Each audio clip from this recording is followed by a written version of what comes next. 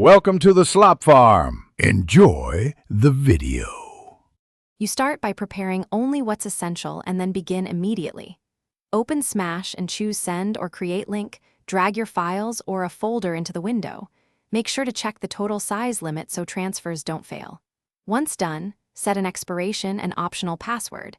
This controls access and security. Enter recipient emails now so notifications go to the right people.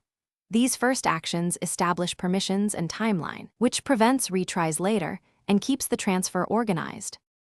Once the basics are in place, configure the advanced options that affect reliability and delivery.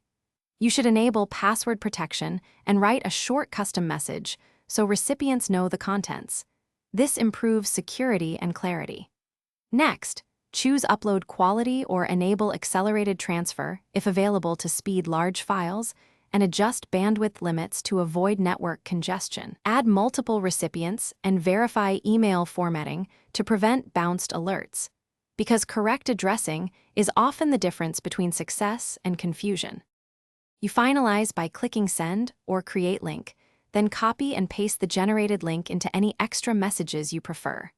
Make sure delivery notifications are enabled so you know when recipients download the files, and monitor the progress bar until it reaches 100%. If something goes wrong, retry immediately with smaller batches or a different network. Often firewalls or browser extensions block uploads. As a key tip, test a single small file first. This quickly isolates connectivity or permission issues before committing large transfers. Thanks for watching. Consider subscribing if we helped you today.